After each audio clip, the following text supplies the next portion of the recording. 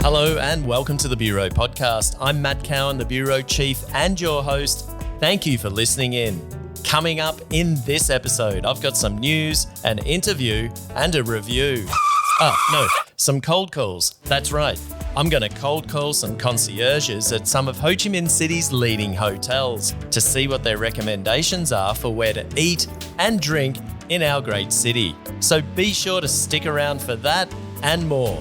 Let's get into it.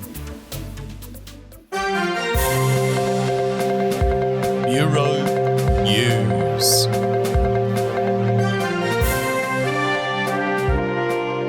A karaoke venue caught fire Tuesday night this week in Bin Yung, a province bordering Ho Chi Minh City to the north, killing 23 people, while others were injured attempting to flee. The fire engulfed the karaoke venue around 9 p.m. Tuesday evening, after which staff at the venue attempted to put it out, but to no avail as the fire spread quickly, trapping customers and staff inside. Many were forced to rush to the balcony, with 4 people jumping from the second floor, sustaining injuries in doing so. It was reported in VN Express that a 27-year-old employee of the venue said the fire started after explosions on the first and second floors, trapping some 40 people inside. Since the fire, it's believed that the death toll has risen to 32. Meanwhile, the fire departments of Ho Chi Minh City and Dom Nai Province have discovered that 140 karaoke venues have failed to meet fire safety requirements. Surprise checks at 150 karaoke venues have found scores of them falling short of safety requirements relating to design and equipment. The cause of the fire in Bin Yung hasn't been announced yet, although it's believed a short circuit may be to blame. Making the news recently has been the concerning increase in the number of Vietnamese men turning to penis enlargement techniques without seeking professional consultation first. Doi Dje News, a local news site here in Vietnam, this week reported that cases of infection, inflammation and necrosis, basically the death of human body tissue, are increasing. The report says there has been a spate of cases where a significant number of men have presented at local hospitals across the country after having injected silicone into their penises in the hope of making them larger. In one case, a 30-year-old man from Cà Mau province in the Mekong Delta was recently admitted to hospital in Ho Chi Minh City as a result of injecting silicone into his penis. The product in question did not have a clear description of its ingredients and, in addition, had been purchased in Thailand by his friend. As a result, doctors had to remove tissue that had been infected by the liquid silicone and then reconstruct the patient's penis. It's also been found that it's common for men to use cheap silicone pumps in the hope they will enlarge their penises, only to find that the poor quality can cause severe infection if used continuously. Other methods include the insertion of silicone balls into penises to increase size and pleasure during sex.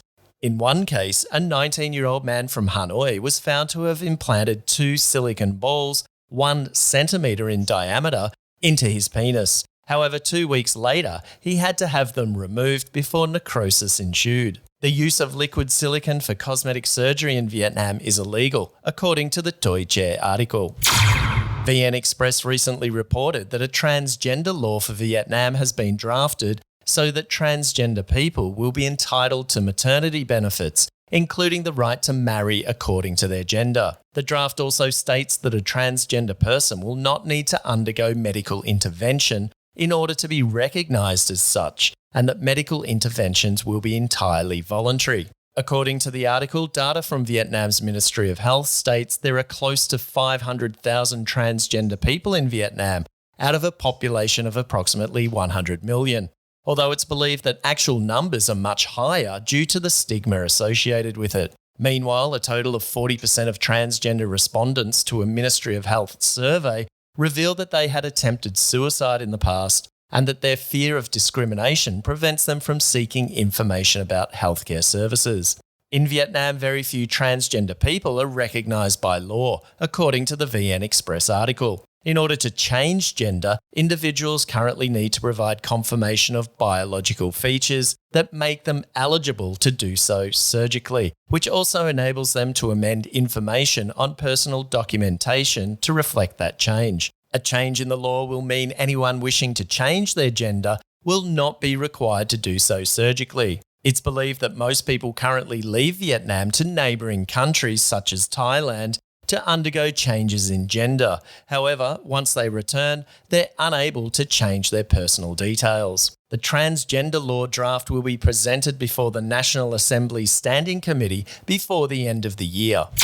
BN Express has reported that Cambodia has repatriated 12 Vietnamese workers who'd been trafficked to the country to work. According to a spokesperson for Vietnam's foreign ministry, Vietnam has so far cooperated with Cambodia in order to bring back over 600 people safely. Cambodia has also completed the repatriation procedures for 25 Vietnamese workers who had been trafficked, including 11 rescued from a casino after 42 escaped. However, only 40 made it back across the border after swimming across a river. One worker was caught by casino security, while another, a 16-year-old, was swept away and is believed to have drowned. As a result, Cambodian authorities are ramping up efforts to stamp out human trafficking in the country. It's believed thousands of Vietnamese have been trafficked to Cambodia, enticed by the promise of easy jobs and high pay, only to be exploited and forced to work under slave labour-like conditions with meagre pay. Since the beginning of the year, Cambodian authorities have reported that 865 human trafficking victims have been rescued. Vietnam's first cargo airline could be delivering its first consignment by December. IPP Air Cargo is yet to receive its license to fly. However, it's already reached transport agreements with two of the world's leading computer chip manufacturers in northern Vietnam. If IPP Air Cargo receives its license by the end of November, the airline will launch its first flight from Cat B Airport in the northern city of Hai Phong. The airline is expected to operate weekly flights transporting agricultural produce from Queensland in Australia to Da Nang starting from next year. IPP Air Cargo has plans to rent 4 Boeing 737 aircraft, one of which has been delivered, with the other 3 due in December and April. A recent news report has stated that the cargo company has also signed deals worth $3.5 billion to buy 10 Boeing 777 freighters. IPP Air Cargo has a charter capital of 300 billion Vietnamese dong, or $12.8 million, with IMEX Pan Pacific Group holding a 70% stake, while the family of the company chairman, Jonathan Han Nguyen, holds the rest. The airline targets revenues of $71 million in its first year of operation. IPPG is the official Vietnamese distributor of 92 brands in fashion and F&B, including Rolex, Calvin Klein Jeans, Nike, Versace, Armani Exchange, Burger King, Domino's Pizza, Dom Perignon, Hennessy and Chandon. And in sport, boxer Win Thi Nhi failed in her bid a couple of days ago to become the unified world champion after losing to Costa Rican boxer Yoscata Valle in their bout. Valle, who has successfully defended her world IBF belt 5 times, used her experience and home ring advantage to defeat Nhi in San Jose in the United States. Valle dominated the fight from round 1, although the diminutive but powerful Nhi from Vietnam hung on to go the full 10 rounds. Ultimately, however, Valle won the bout and the title 100-90. 26-year-old Nhi became the first Vietnamese boxer ever to win a world championship after defeating Japan's Etsuko Tada last year. And that's all the Bureau News for now.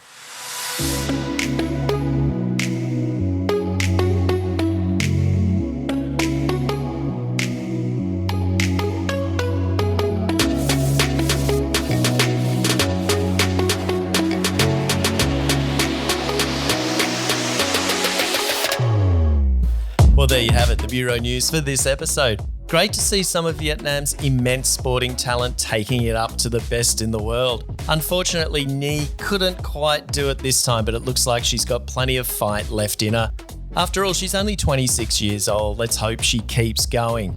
Let me know what you thought of the news by answering the short poll I've attached to the bottom of this episode on Spotify. I'd really appreciate your feedback so I make these episodes even better. If you're listening on a different platform, you can let me know on Facebook at The Bureau Asia or go to the website thebureauasia.com where I'll post this episode and you'll be able to drop a comment there. But as always, be nice.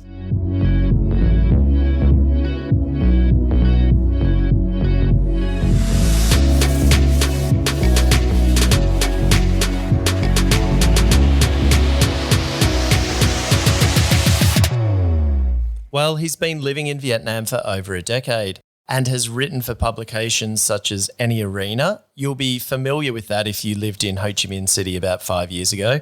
And Drink magazine. And also for a time, he was the managing editor at Vietcetera, a large online news and lifestyle channel here in Vietnam, until he took on the position of brand manager for new and exciting hotel disruptor, Wink Hotels. David Kaye is also the managing editor of Wink's The Dot magazine, probably the best publication of its kind in Vietnam in either English or Vietnamese, that each month features amazing in-depth guides for where to eat, drink, and basically be merry.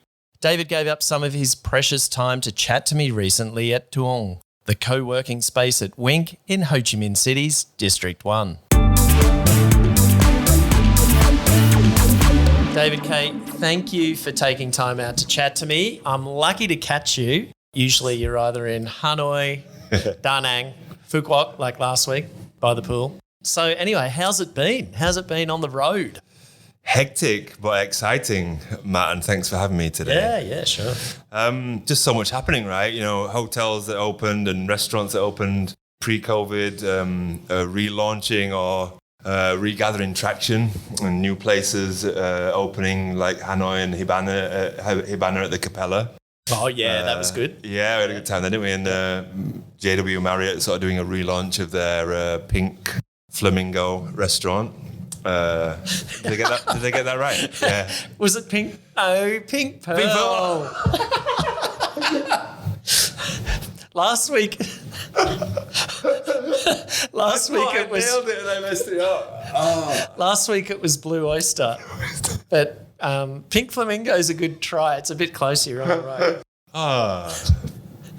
Yeah, the Pink Pearl. Yes. Amazing place, though, right? Beautiful. And some of Bill Benz's work that we've not sponsored this podcast. This is not. No, yeah. I mean, the good thing about what I get to do and what you get to do is, besides the project with Wink Hotel, is to get invites and be able to see some of the best places in Vietnam, which they really are, right? And I think not even the best in Vietnam, but really regionally strong places in the country that we love. So it's amazing to see these places spring up and really put, I think we've been here a similar amount of time, haven't we? About 11 years. Yeah. There wasn't this strength of F&B and hospitality 11 years ago, by a long way. And to start to see, Asia 50 worthy bars and restaurants crop up, both for the recognition of the country, but also just places we can go and hang out, have a good time. Yeah, that's right. Yeah, yeah, you're right. And you mentioned Bill Bensley just before. Chris Thompson calls me Matt Bend. He puts a D in it, I think. Bensley Cowan now. After I've been raving about his... Look, I'll tell you what, like with the Marriott last week there on Phu Quoc, I said in my video that the place grew on me, and it grew on me pretty quickly. And I've been lucky enough to stay at the Intercon Da Nang and Capella Hanoi in the last couple of months, and they're designed by Bill Bensley, and they're pretty phenomenal. Yeah, I mean, and they're all different.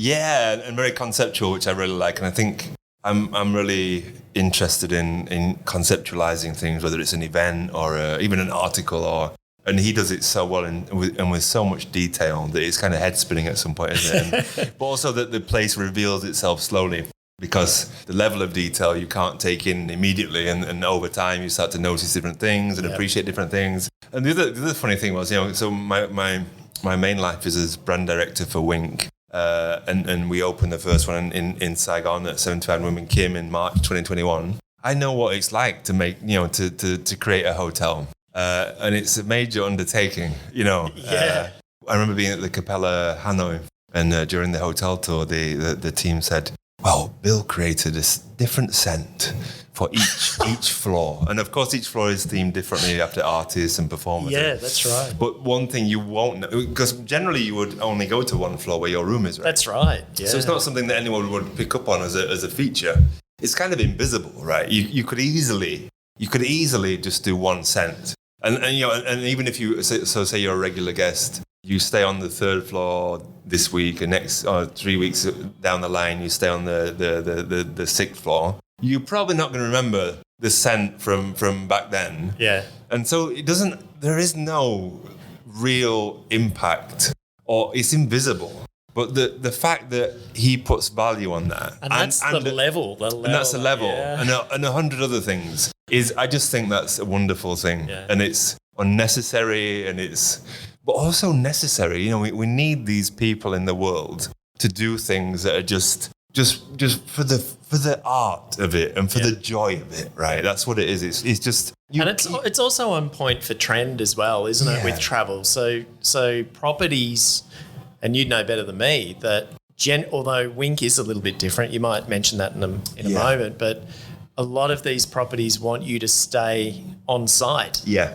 You know, so places like Capella and the Marriott on Phu Quoc, they're based around a theme. And so, like you said, every floor is different. And it could take, I don't know how long you could stay at, say, Capella. Yeah. And notice everything. Yeah. It'd be weeks, wouldn't it? Yeah. You know, but it's only 47 rooms. Yeah, exactly. Yeah. And I guess that on some level that makes you want to return, right? Because you don't feel like you know it completely. And you know, and also I think they're also mindful of evolving the experience points. You know, the little theatrical things they do. And speaking to the team there, they had lots of plans to do other little touches. Like, you know, my favorite was William. Shout out to William, who's awesome. We got William in the Hudson rooms, you know, sneaking off around 9 p.m. and changing into a station master's uniform, and then coming back out and blowing this whistle. And it's very, you know, very chic Art Deco, Grand Central Station Empire Space. Yeah. Tooting this whistle, marching through, and then giving everyone espresso martinis in tribute to the train that used to leave Grand Central, at the same time with a cocktail carriage on board. So, you know, that stuff I just think is wonderful, isn't it? And I think it's a bigger idea about people looking for experiences now, you know. Yes. And the way they approach theirs is really admirable, I think. Yeah, I think generally speaking, at that level and that price point of a room, of a stay, the old thing of checking into a hotel, going into your room and then going down to the pool and having a cocktail and just sitting there for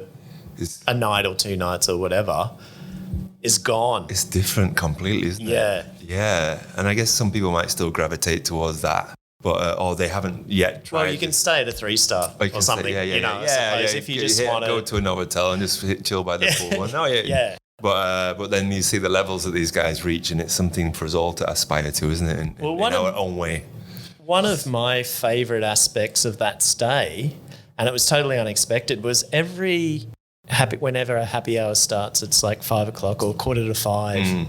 They have a jazz band down there on the ground floor there in the... Not backstage, is it? It's the... no, not backstage. Divas. Yeah, the Divas Lounge, I think it is. Right.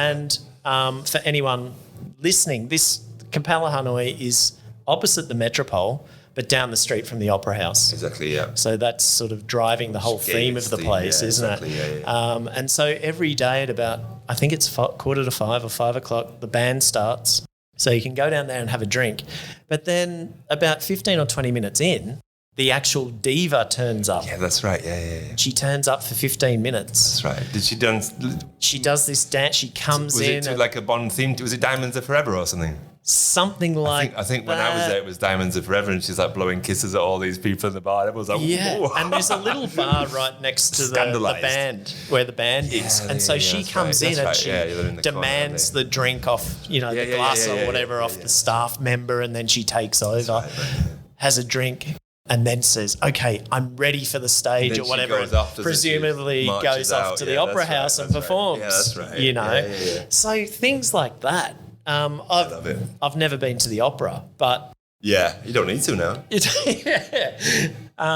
But I appreciated it. Yeah. I really appreciated that sort of thing. It's fun, isn't it? Yeah. The only sort of unusual part about that hotel was the swimming pool kind of in the basement. It's a bit like a Turkish hammam. Yeah, it was. Yeah. I never used it, but I think one of the reasons I never use it is because there's always people coming to look at it. So it's not like a really private. Well, there's that massive chandelier that hangs over the middle of it. But every time I go down there, there's someone looking at it. Usually me. You must be. But there's always marching through with their bag and having a go. You must be on so many Instagram accounts. No, man. Yeah, on my rubber flamingo. Yeah. Yeah, amazing places.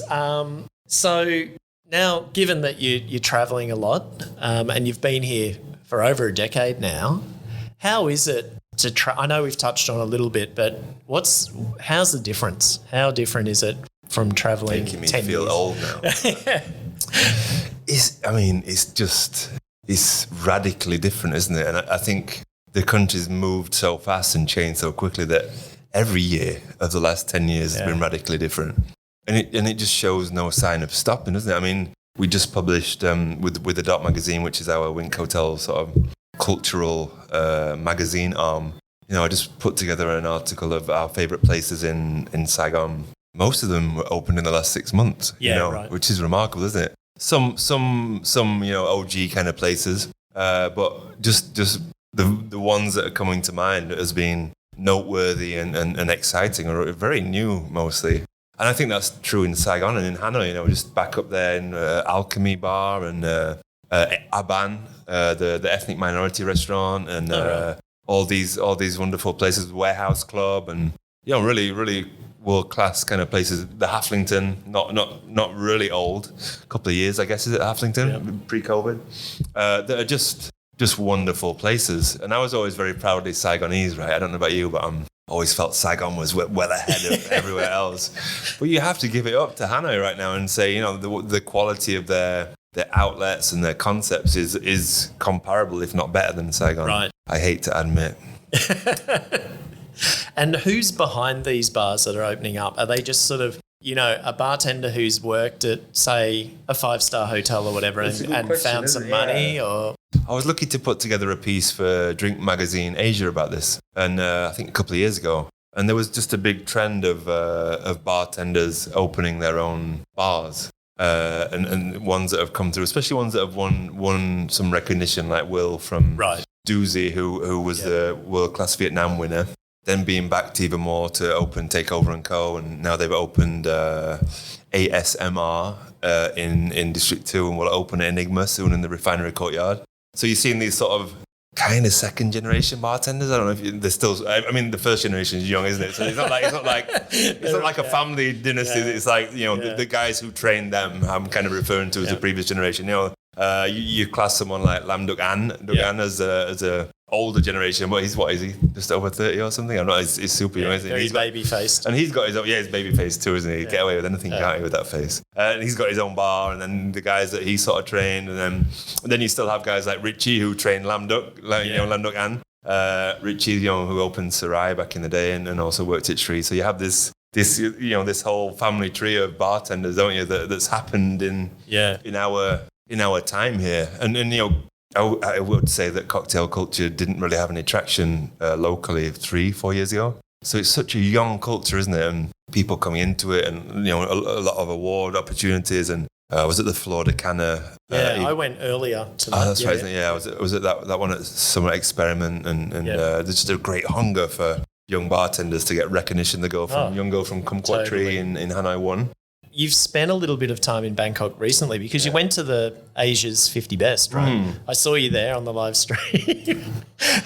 Pretty hard not to. I mean, you're nearly 200 centimetres. Do you know what happened with the restaurant award? So I arrived and I've been put on the guest list and for the award ceremony. And so I go over to there's a table with the staff behind it, and I go over to the table and say, David, I should be on the list. And they look through the list, can't find my name, and they... Sure, I'm invited, and I show them the email, confirmation, and keep looking through the list, and finally we know what's wrong. You're on the chef's list. And I'm like, okay, that means I'm one of the best chefs in Asia, right? So then I was telling all my friends who England's not renowned for its culinary at the higher level, Heston Blumenthal and all these people, at the higher level it has a very, good reputation, but on the day-to-day level the food kind of sucks. So I was very proudly telling everyone I was on the chef's list for the Asia 50, which is kind of true. Some recognition finally. Yeah. So how do Vietnamese bars stack up? Because you would have gone to quite a few in Bangkok. It's a tough life, isn't it? Like, I had to take one. Do they measure up? Are they? Good question, yeah.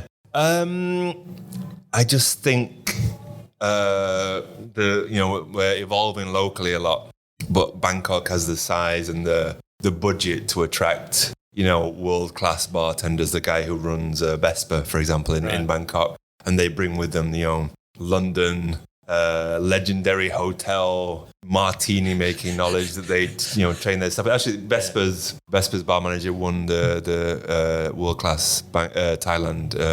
So you can see the impact these people are having. This, COVID and the youth of the culture here means we don't get that many here yet of that kind of repute. In restaurants, we're seeing them out with David Kaye opening in Reverie, and with Hibana in Koki House of Senses, in the Capella with the Ishigaki Yoshida, is it? Yeah, Ishigaki Yoshida. Yeah, coming there, and he's Michelin. That's his Yoshida. That's Junichi right. Yoshida. That's right. So he came from the restaurant just out in Roppongi, Tokyo, right, and was said to serve the best beef in Tokyo, which is already a big claim, isn't it? And then the fact that he's here now, happening a bit more in restaurants, I feel, than bars, but this is the next stage, isn't it? Where we're going to start drawing some really big names in the bar field that will complement what's happening locally. And for now, I think we're not at a level yet that I would I think the way Vespa does things. They do this Duke's Martini that is just the classics, that are relatively simple and everyone makes, but just the way they do them there is phenomenal. I think there's places coming through here that are getting there. Like, big fan of Hybrid. Right. Nachang that made the Asia extended. They're in Saigon now, right? Just came to Saigon about 2 months ago, Lam Dung brought the concept down here, and just he's doing really flavor first, brilliant cocktails with food by Francis from Esther. Stir, big fan of Dugan and Tepdin's Stir.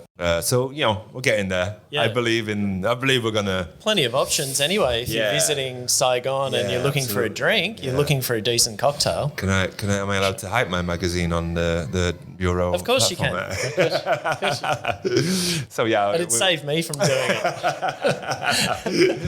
it. So we try and feature as many of these, especially young local talents as we can. Well, there's a great feature that you put out last week. Yeah, we did. Go to the Bureau to find that.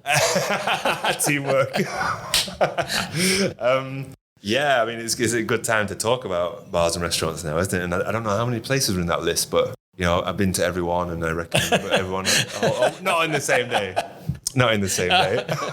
over time. But I could recommend them all wholeheartedly. At least a few days, yeah. Do you know what? I don't know about you, but making content, a lot of it is selfish. You do it for selfish reasons. So I was having this conversation with Melanie. Yeah, a while ago. You must be the same. There's so many people coming now from overseas, and Vietnam's that on their bucket list or on their business list or just to-do list. Every day I get a message like, "What should?" Even from local people here, friends.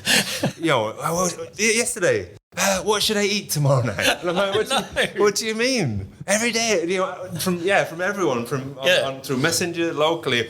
What should I eat tomorrow? Am I your fucking concierge? But also give me a little bit to work with. Is it a date? Do you want to go street food? But what should you eat? It's a little bit broad. So one of the reasons we put together the completely incomplete list of bars and restaurants in Saigon was, instead of answering every time, I can just send them the link. And it's a win-win, right? Because I save time and they also get more readership for the magazine. So but then good. you're gonna have to have a strategy for when they go and they go, oh, that sucked. Why did you recommend that? Because I get that as well. We were just talking about this and thinking about what our philosophy is, and we're thinking it's slow news is good news. That's what I kind of framed it as. And by that I mean I've been to everyone and I like it. And you may not like it, but it's one of the things we do, isn't it? We develop a taste and an interest in the design of places and the way drinks are made, and of course opinions are diverse and importantly so. But that is the best place. They are the best places for me. Yep. So you're giving your list as much chance to be respected, because you've actually been there and you've tried the food, and I go to lots of places, places on the list. Well, you've been there multiple times. Hey, multiple times. That helps a lot. But the other thing, I don't know if it's COVID, because of COVID, but my memory sucks now. And do you know what, this is what There's happened. a bit of age in there as well. Yeah, oh yeah, all right, man. And All right, booze. all right. Come on, David. But a little bit. But you know, the other thing, I forget where to go myself. And so I end up reading my own magazine articles. Seriously. I'm like, of even this one, I just wrote the completely incomplete list. If I'm lacking a bit, I want to go out and lacking a bit of inspiration, I have to read my own articles to remember where I've been. So it's quite a good little travelogue for me as well. Like, oh yeah. All right, let's swing back a little bit to your day job, working as brand director here at Wink Hotels. Yeah. Explain to me briefly what the Wink brand is, not the Brink. That's the drink I've just had. What it's all about. We're enjoying a nice Lady Chew G&T, it's aren't we? very nice. Another local product. That's one of the things, you know, to see from the G&T to the brand. One of the things we wanted to focus on was community and this idea of a community of one. So not to proudly showcase local brands, whether it's Lady Chew, East West Brewing Beers, or La Caf Coffee. We have a gift cart stacked with goods from Oak Wow, the cool local gift shop, and we really want Wink to be a showcase of the best of Saigon, and when we come to Da Nang, to be a showcase of the best of Da Nang. And of course, you can try and focus on your own products and produce everything yourself, but that's really important for Wink, I think, to be this community hub. And even, you know, and the magazine comes into this too, that we want to send people out. Because, you know, I used to travel a lot in previous lives, and I'd be staying at a nice hotel in Jakarta on a business trip, and I'd ask the concierge where to go, and he'd look at me up and down, and he'd say, Hard Rock Cafe. Oh. And I'd be in Bangkok, staying in Bangkok on a business trip. I'd look at the guy and say, where should I go tonight? And he'd look at me up and down, and he'd say, Hard Rock Cafe. Yeah. I don't like the Hard Rock Cafe. Well, I think Hard Rock Cafe gave the best tips to the best commissions to the concierges. Yeah, whether that was the case or whether he just profiled me as like a white guy. Or they just don't know. Or they don't know. Yeah. Or they don't care even. Yeah. You know, so what we did here was really to have lots of resources. You know, our front of house guide team, they have a 24-hour chat line. So any guest or even anyone in town can message them 24/7 and ask, it's 2 a.m., where should I go and get noodles right now? And they will reply very quickly. I test them sometimes. So this insider local knowledge was really important that I didn't get when I was traveling. And I think it just changes your whole feeling of a place, doesn't it? Having someone, it's radically different traveling alone to going to a place where you got a friend who's local, and they say, you got to check this place out. I'm going to take you here, and you fall in love with the city. Conversely, if you don't have that, you probably just have this shallow experience. You go to the tourist traps. Yeah. You end up hating the place. You find out the hard way. Yeah. So we wanted to just make, we're in love with this city, and we wanted to sort of put that across to our guests and to show them the best of what we have here. I think beyond that, the brand we had a bit of time to think about, conceptualize the brand, and just look at things that don't work very well in hotels. I had to use the business center in hotels, right? And you'd creak through the door, and they'd have these old desktop computers that were like 10 years old, right? And there'd be the one member of staff half asleep. Yeah. And it just felt sad. The dial-up was slow. Yeah.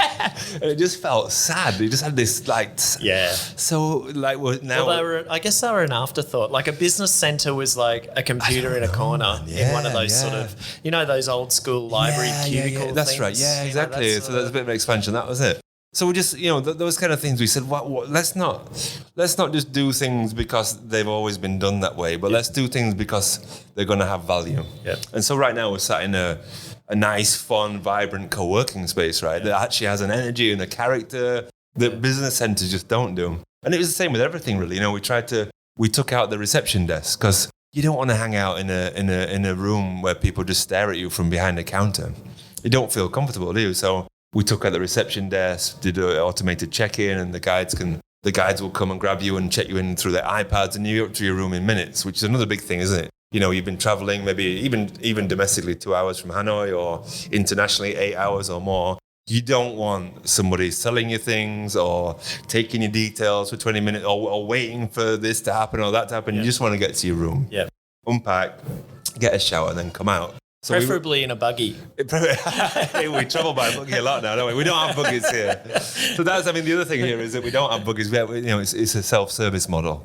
So you have a trolley that you can take your own cases to your room, and just empowering people to own their own experience and not fuss over them. We're available all the time with good recommendations, and the staff are trained to make you a drink, make you a coffee, and check you in and be multitaskers. But not to be overbearing and just do fuss around and make you feel a bit uncomfortable. Just let you sort of design your own experience. I think. Have you found travellers have taken that on board? Okay, because I'd imagine that'd be hard to train up. That's a good question, man. I mean, I watched this first of the maybe 20 hotels in the Wink brand grow from a hole in the ground with a set of renders and floor plans. And I've got to be honest, I had some doubts. Is it gonna be this comfortable place to hang out in the lobby? Is it gonna be? Will people use the co-working space? And are the rooms? We've got these space smart and chic rooms. Are they going to be a little bit small for people? But the feedback is exactly what I think. Two things.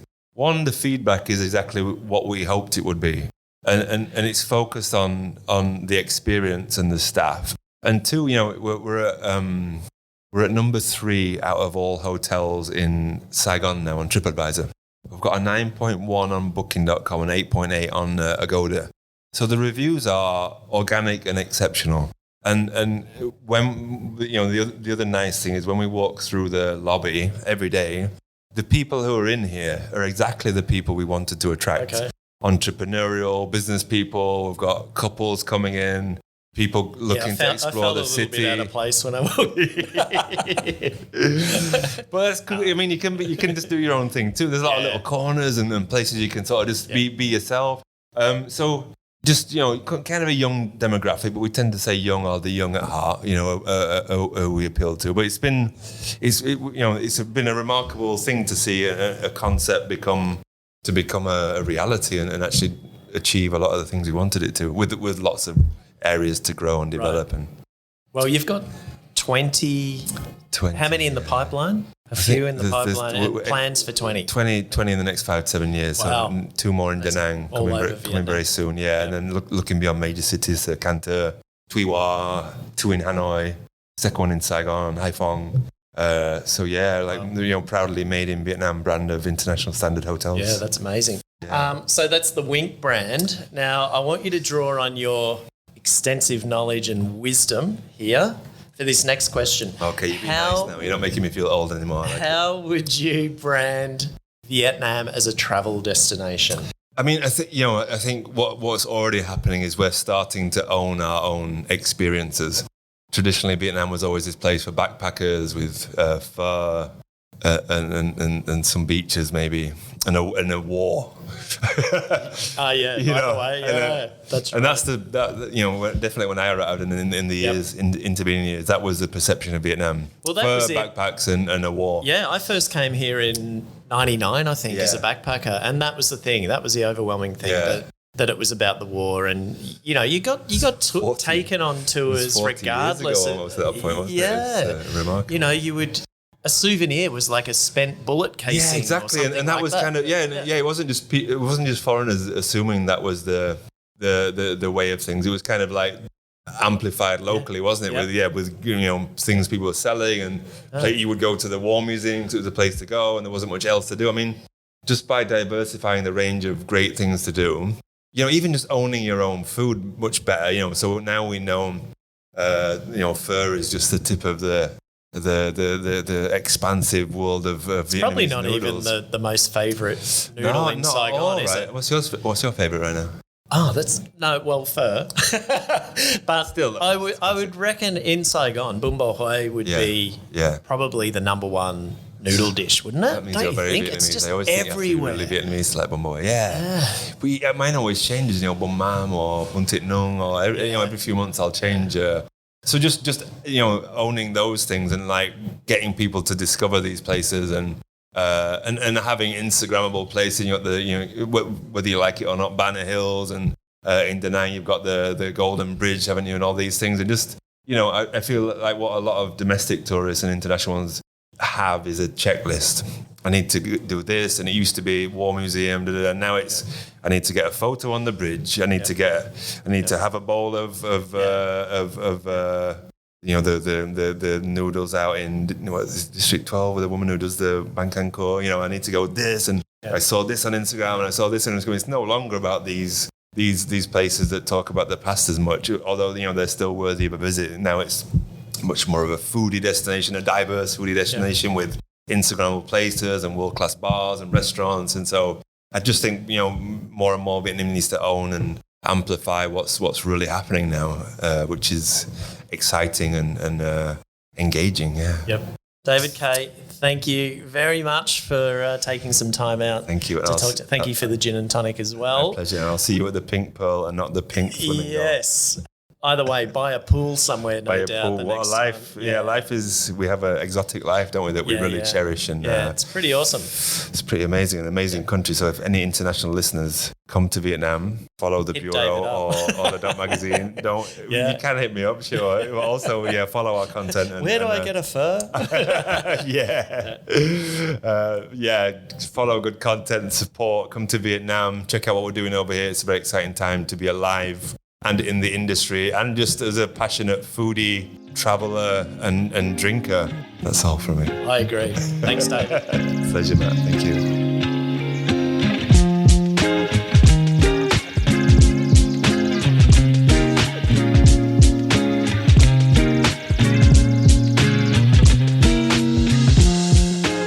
That was David Kaye, brand manager of Wink Hotels and managing editor of the Dot Magazine. Make sure you check out both if you ever come to Ho Chi Minh City. In fact, you can check out the Dot Magazine at thedotmagazine.com. There's lots of cool things to check out, including insider guides for both Ho Chi Minh City and Hanoi, and soon Da Nang, I assume, as 2 Wink properties are due to open up in the Central Coast city by the end of the year. So keep them in mind if you're looking for accommodation on your travels. Now, you may have heard David talk about his experiences on the road, asking hotel concierges where the best place for a drink is.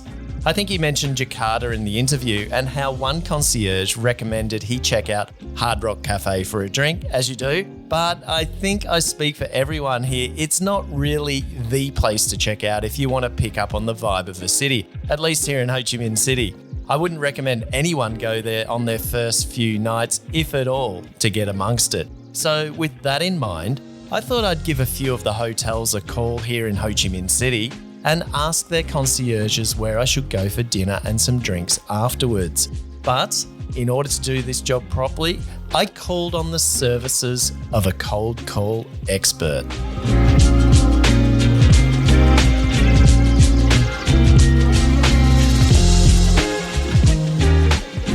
Well, if you've listened to previous seasons of the podcast, you'll know who my cold call expert for today is. None other than the Bureau's content manager, Melanie Casul. How are you, Mel? Hello. Hi. Long time. No potty. Yeah, it's been a little while for you. I've been trying to get on a roll and record a few. But obviously I've had to call you back in to give me a little bit of support. Well, happy mid-autumn to you and all our Asian listeners celebrating this festival. Yeah, so where are the, what do you call them? The mooncakes. I ate them all. Oh, yeah? You don't like them anyway. Yeah, I'm not really big on them, although those ones with chocolate in them are pretty good. I don't mind having a lash at those, but I'm not really into them.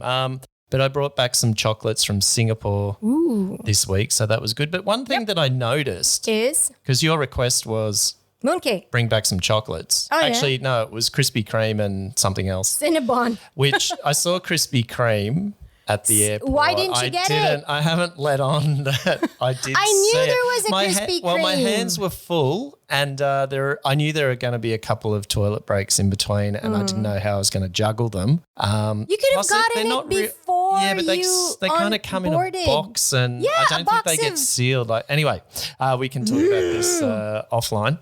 Yeah, so great to have you back on the potty on this episode. What have you been up to? But before you answer that, because listeners who know us, they might be wondering why I'm asking this question, as they already know that we live together. Yeah.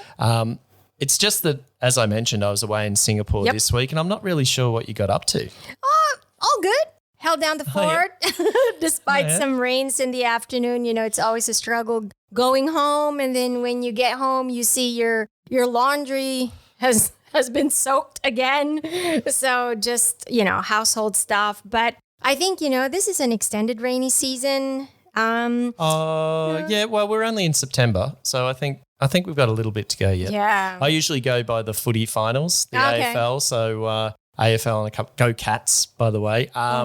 In a couple of weeks, we've got the AFL Grand Final. So the rainy season tends to linger on a little bit after that. So that's my sort of gauge. Well, it's September, so it's Christmas in the Philippines. Oh, yeah. Merry Christmas. Yeah, I forgot about that. How could I?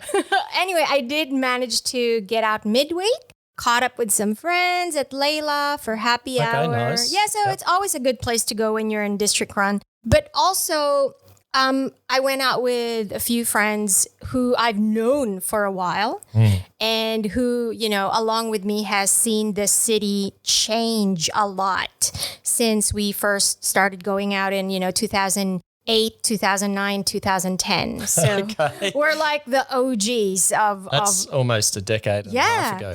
and so we got to chatting about, you know, maybe next time we go out, we should check out all the OG places that, you know, Are there any we used to go to.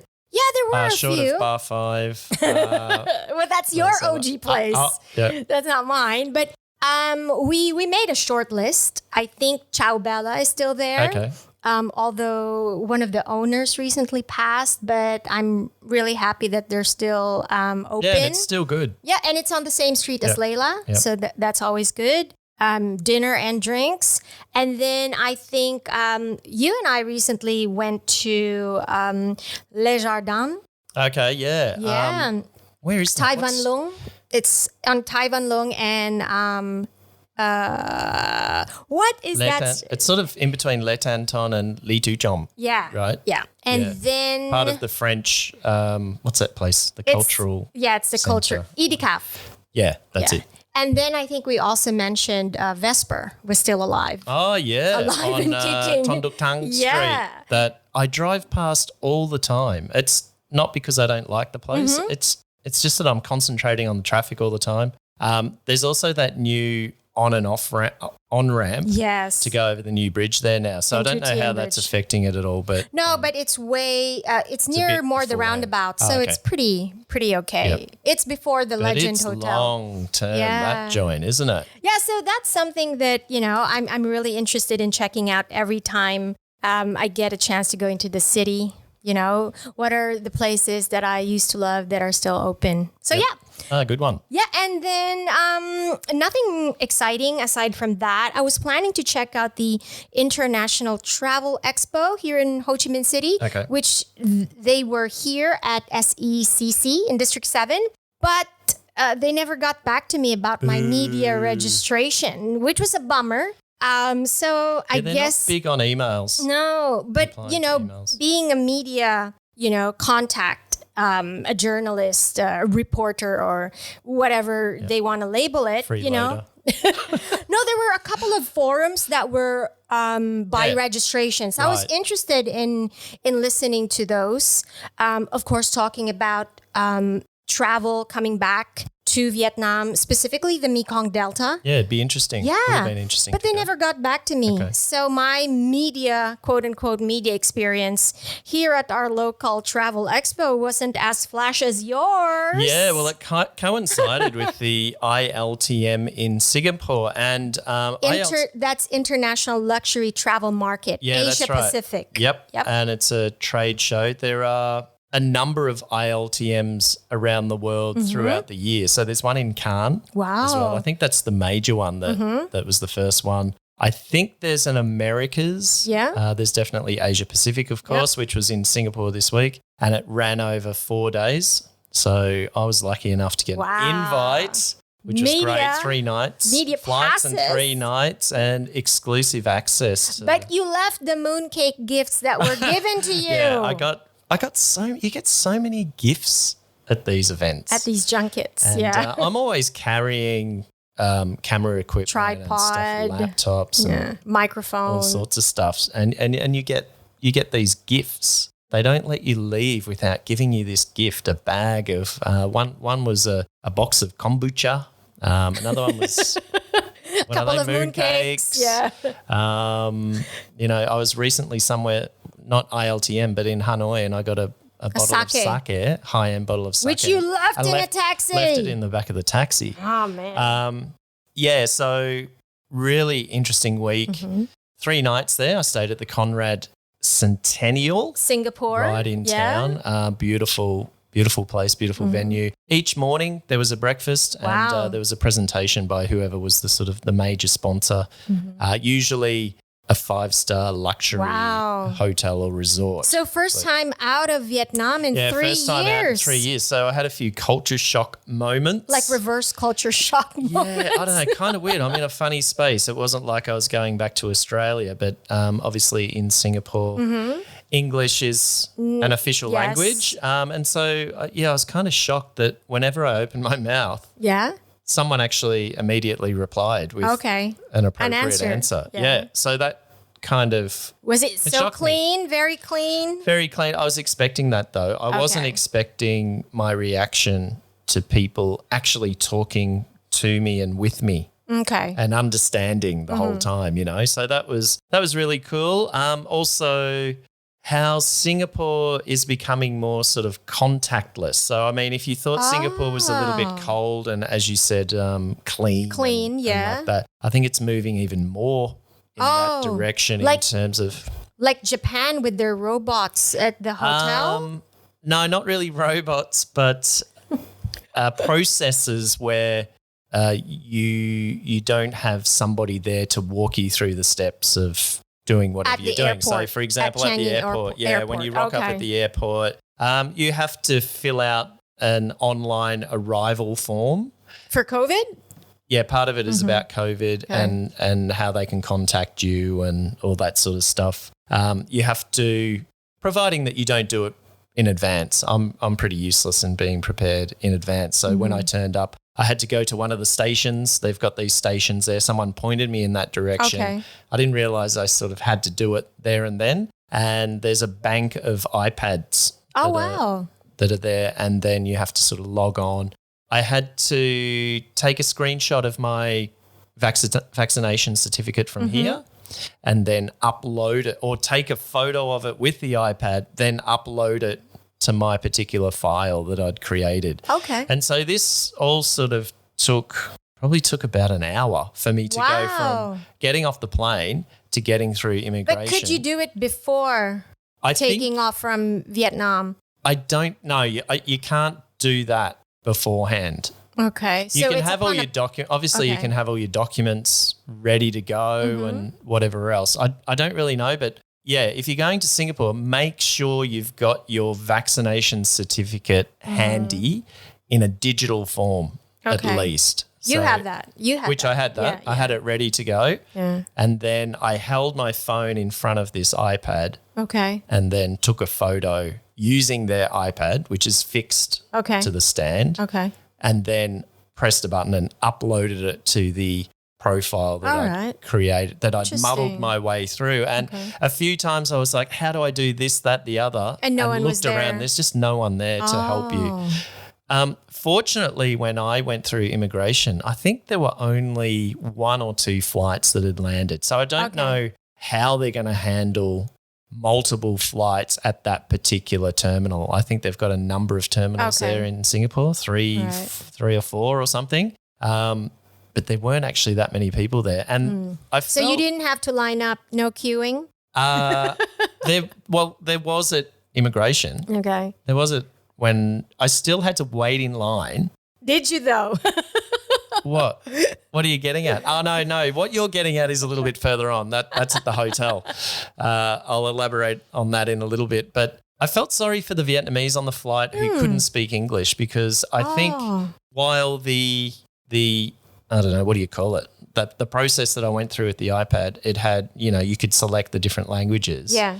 But I noticed quite a few of them getting turned away at immigration to go back, all the way back to those stations to complete the form correctly, I think. So a little bit tricky there. I mean, even if you're, English is my first and kind of only language, really. It was a bit of a struggle for me. So, yeah.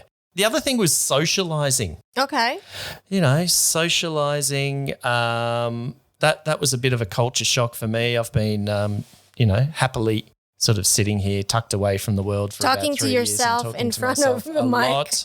And as you mentioned before, queuing. Yeah. Now, I think I've picked up a little bit of a Vietnamese thing when I was at the Conrad the other day. At the lobby, they don't really have a place that's marked out where it says queue here. Okay. There are a couple of little posts with a rope. Mm-hmm. And oh, no. I needed to go and find my bags before I got the taxi to the airport.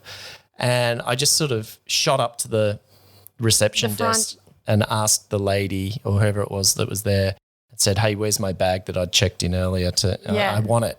And they pointed me in the right direction. And as I was leaving and an English gentleman, sort of turned his head and said, there is a queue here.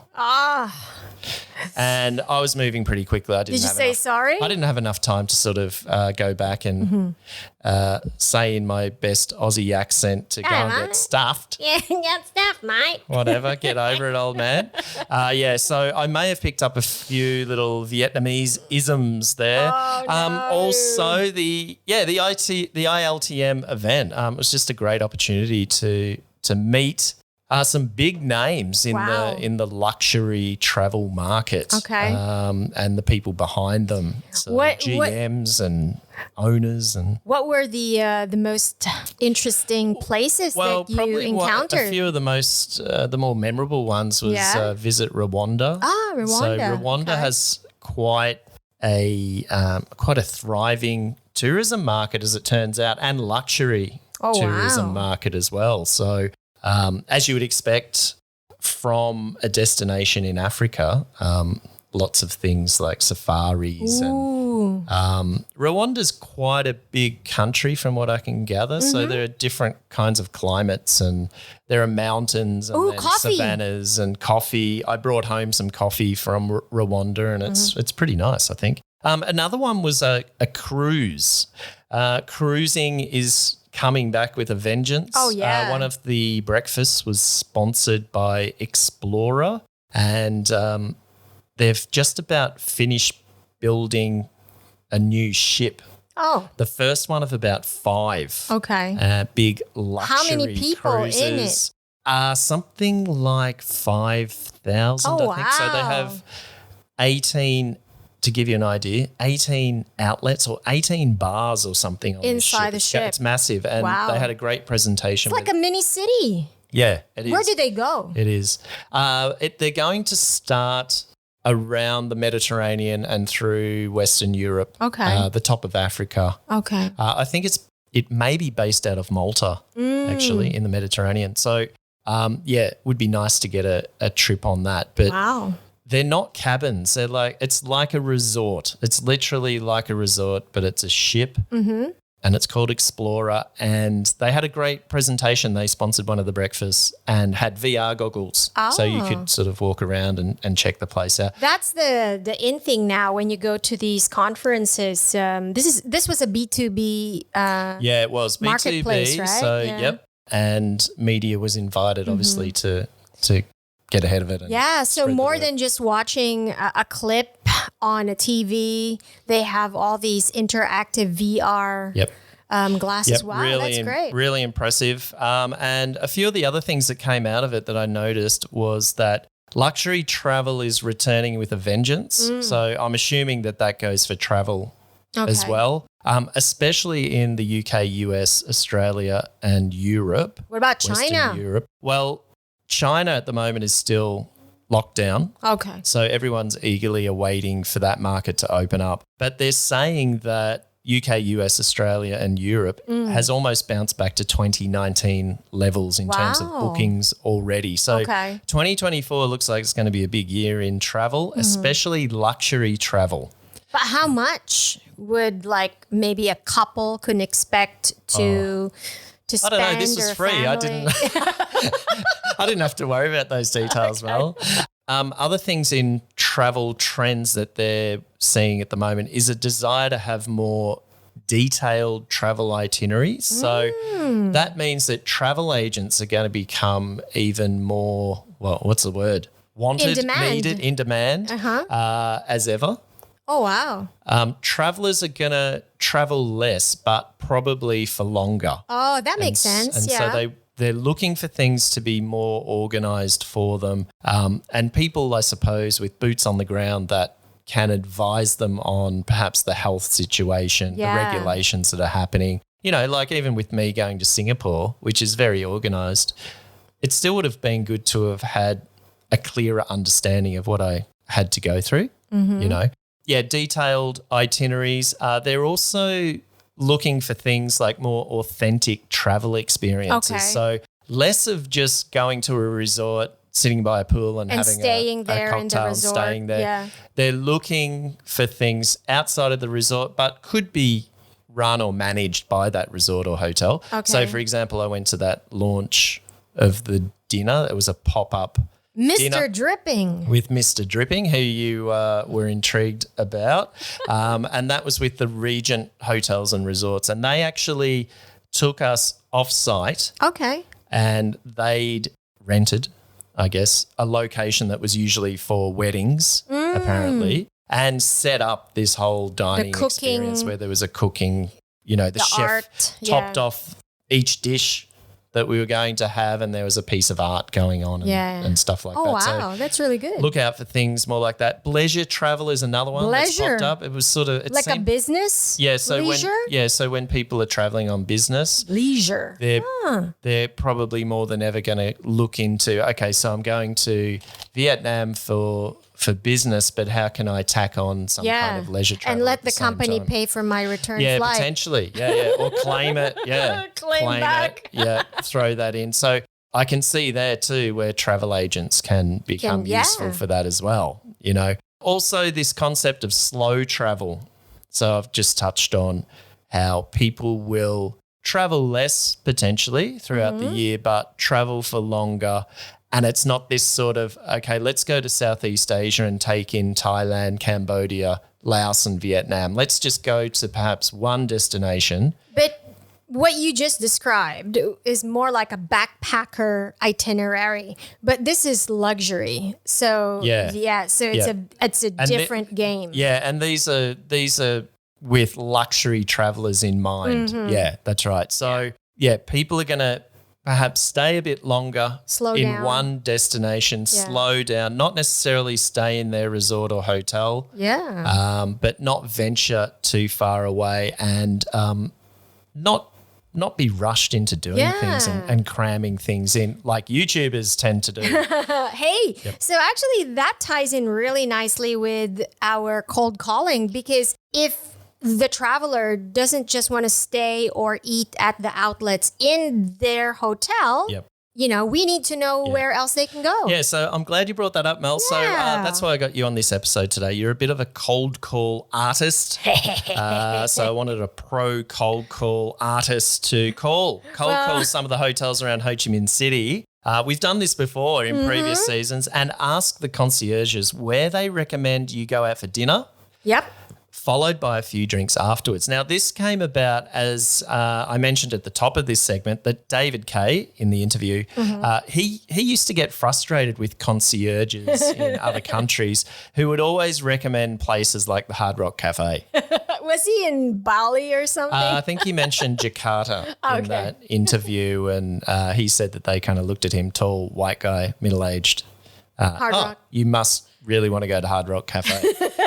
So anyway, you up for that? Yeah, let's do it. Look, Okay, I cool. think I missed my calling as a call center agent, really. Yeah. Yeah, so- You could have done that. I'm not going to go there with the whole Filipino culture. I'm not going to let you drag me into that. So I've got a little script for you to follow. Can you see that just below there? Yes. Now, in fairness to the hotels that we're going to call, we're going to keep things simple, short and sweet. And the aim isn't to call out the concierges of course and make not. them look silly in any way. But it's just an exercise in showing what it's like to talk to them. So if any potential travelers to Vietnam are listening, they can get a feel for it and to see what kinds of places they're recommending. Yep. Let's go. Okay, so first up is the Intercontinental Saigon. Let's give them a try. That's a proper landlord. Xin chào Intercontinental Saigon. How may I direct your call? Hello. Can I please speak to the Yeah. concierge? Yes, my pleasure to connect you. Thank you for calling. Okay. Cute. We should rate their wait music too. Which hotel has the best What is this song? waiting music? Johnson speaking. Oh, hi. This is Johnson Melanie. Yes. Yeah, this is Melanie. Sorry, I didn't catch your name. Sorry? Yes, this is the concierge. Yeah, sure. Yes. We concierge. Yes, hi. Do something? Yeah. I'm thinking about staying at your hotel next week. So, where do you recommend I eat dinner in Ho Chi Minh City outside of your hotel and then afterwards maybe go for a drink? Yeah, what kind of food you want to eat, miss? Vietnamese food would be good. Wait. Yeah. Yeah, we recommend for you is the Hoa Túc Saigon. Okay. Hoa And Túc Saigon restaurant. is that near your hotel? Yeah, it's very near our hotel. I see. And Just then a few steps. oh, great. And then after Yeah. where can I have a drink? Drink. Alcoholic you can, drink, yeah. A bar. Sorry. Alcohol drink, Yeah. like club or something. Club and bar, right? Yeah, just We a have bar. a roof. Yeah, we have a rooftop bar for you if you want. Okay. It's Air Saigon. Saigon is Air at Saigon. the District 1. All right. Yeah. Okay. Well, I'm looking forward to my visit to Ho Chi Minh, and then maybe I'll get the exact address from you when I'm there. Yeah. All right. Oh, who is Yeah. this again? Yeah, thank you, miss. Sorry, what's your name? My name Huang. Thank you, Huang. Hoang, miss. All Yeah, right. see you, miss. Thank you so much. Have a Bye. good day with you. Okay, bye. Yeah, see you, miss. See you. Yeah, it was a struggle to get the name first, but Okay, yeah. I guess they also have their own script, and they're like, Yeah, boom, he, boom, boom, he boom. was good though. He did say his name at the start. I just didn't get it. Yep. So, There was a little bit of a delay too. yeah, that's right. Well, that's good. That's cool. I think it was Okay. pretty good. So he recommended Hoa Tuc, Which recommended them. at the courtyard. Yeah, it's in the of courtyard the, of the refinery. Yep. So Hoa Tuc actually means opium, right? Yeah, I think so. Hoa, Yeah. Hoa is flower and Tuc. Ooh, that's another that, OG establishment. Yeah, I keep on very forgetting OG. that. It's a good place. It's a good Yeah. place. Yeah, it's just Okay. off Hai Ba Chung there. All right, who's next? Who's Okay, next? next one is Sofitel Saigon Plaza. All right. Let me just get the number up. See, here's the thing. If you can identify the wait music, it's like, ooh, yeah, I'm down with that. Okay, here we go. Okay. Connecting. Bonjour, xin chào Sofitel Saigon Plaza. I'm speaking. How may I help you?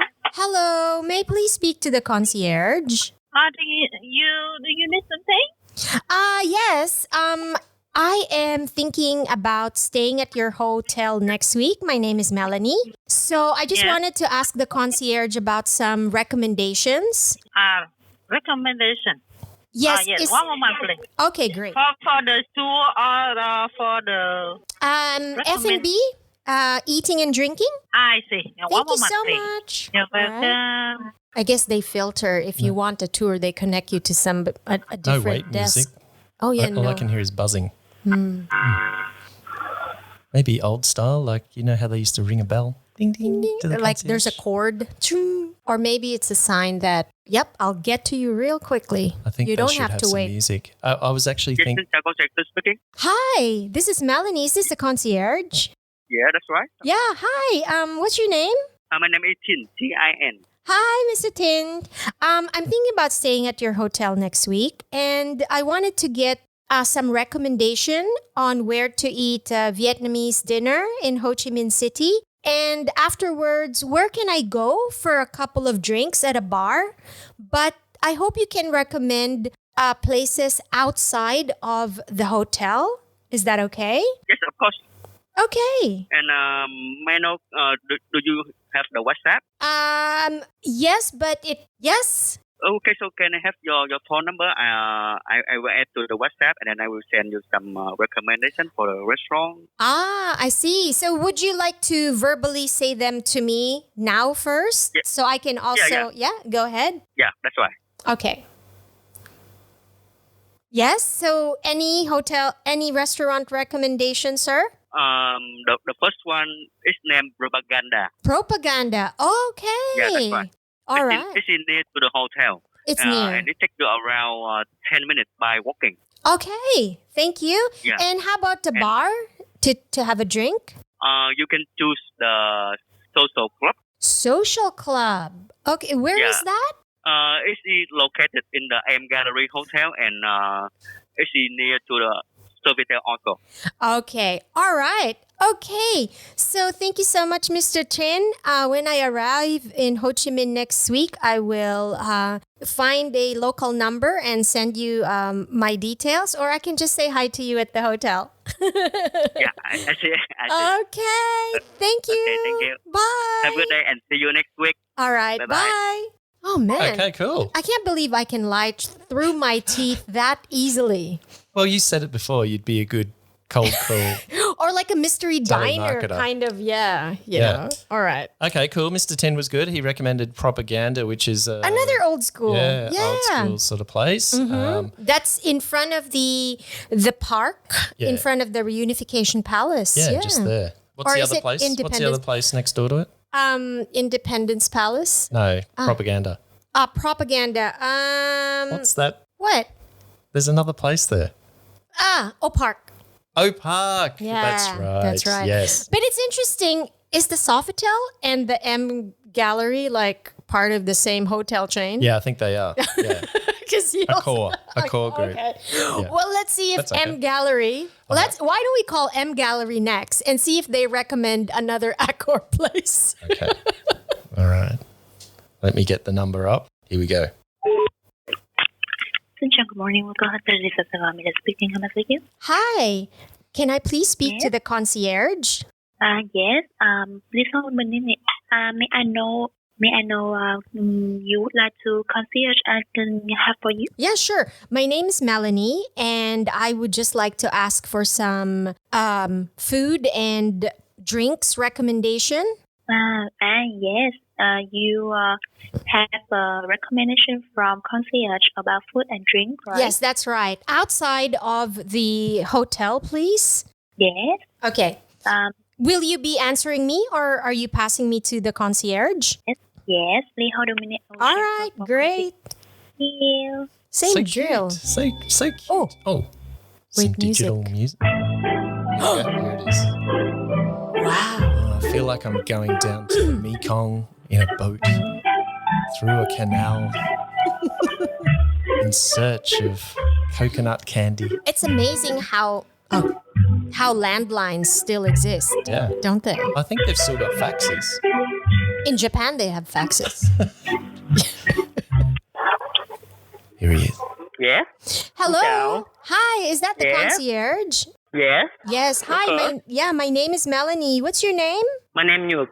Hi. Nhược and nice to meet you, ma. Hi, How are Mr. you, Newt. Mr. Yeah, I'm Simon? good. Yes? Yes. So Yes? I'm thinking about staying at your hotel next week. So I Yes? was hoping that you can recommend a place where I can eat some Vietnamese dinner and maybe Yes? go to a bar afterwards. But I would like to try somewhere else that is outside of your hotel. Can you please Yes? help me? Yes, we have you have email. I send email for you to confirm and recommend for you the restaurant, the bar outside. All right, but for right now, can you pop up some answer, just like one recommendation each, if that's okay? We have I recommend for you by the phone right now. We have for the restaurant with Vietnamese food. The name the Vietnam House. Ooh, Vietnam House. Yes, Okay. Vietnam House in the Dong Khởi Street. Okay, that's very popular, huh? Yes, Yeah. very famous. This is the upscale restaurant. Okay, thank you The so five much. last. All right. Yes. And for the drinks, The ring, can you go to the ring, the box ring? And bar? Yeah, what's the name you of at the the bar? bar. We have for the wine bar in the Nam Kỳ khởi nghĩa street. Wine and green bar, the Za bar. Sorry, can you... Do you know? In Nam Kỳ Khoi Nha Street. In the Nam Kỳ khởi nghĩa street. Oh, I don't know because I'm not yet in Ho Chi Minh City. What's the name again? Wine bar. Y Bar. Let me 1 second. I check on the system. All right. Y Bar. Okay. So it's a new one. I wonder if it's letter Y. Letter Y. You have a. Yes, I can write it down. Let me check. Thank you so much, Mr. Nyut. Let me check that in the Lup restaurant. Yes. The Lup restaurant, right? I'm not sure. But, yep, just tell me the name again and I can confirm. Yes, I said, do you have a WhatsApp or you have a WhatsApp? Yes. No, sir. I have a Viber. But when I come to Ho Chi Minh, maybe I can ask you again. Yes. Okay. You come Ho Chi Minh City. Yeah. We recommend many bar and bar here. Okay. The Boss Bar. So we have a Boss Bar and Lao Bar in the Dong Khởi Street. Mm-hmm. Right. In the there inside the hotel, the Grand Hotel, the name the Boss Bar. Anything else, we have a wine bar in the Nam Kỳ khởi nghĩa street. Okay. 2 options, 1 option, 2 options, many options. If you come in the hotel, All we right. recommend for you. You Thank don't worry you. about that. Thank you Yes. so much. See you then later. All right. And the next See week. you. Yes. See you Yes. next week. To meet you. Yes. And good Okay. day to you. You too. Yeah. Bye. Thank you very much. Goodbye. Oh, wow. What a nice dude. Yeah. So obviously, Sofitel and M Gallery, they have the same protocols, asking for your WhatsApp or your email and interesting confirming. one, isn't it? Yeah. Well, at least we know that the concierge and all the wait staff have been trained and have, So just on that one, what did he recommend? Where Vietnam to eat? House. Vietnam House. And then Glow and Boss Bar. Boss Bar. And then He said Y Bar or was it yeah. Wine Bar?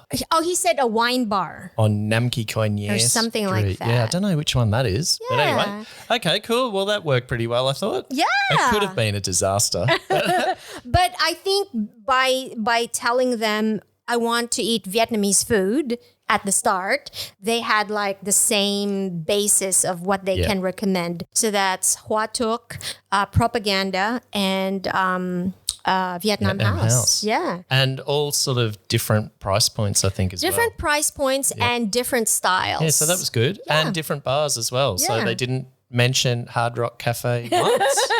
Yeah, David. We're not going. Oh, there is no Hard Rock anymore. Oh, it's closed, has it? Yeah, it is. Oh, okay.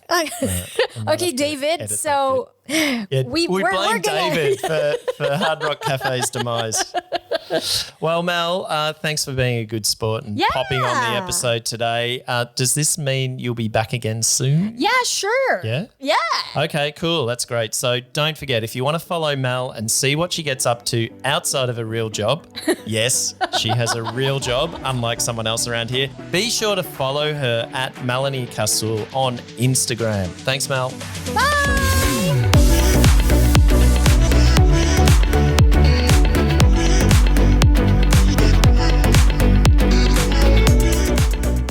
Well, that's it for this episode. A pretty epic one. It got a little bit out of hand, but I hope you enjoyed it. Don't forget to let me know your thoughts about this episode by answering the question and commenting at the bottom of the page if you're listening to Spotify. If not, head to the website, thebureauasia.com, where you'll find this episode, or go to Facebook at The Bureau Asia. But hey, be nice. Be sure to listen in next episode, and don't forget, share it with your friends if you like it. Until then, take care and be safe. This is Matt Cowan. Enjoy your week.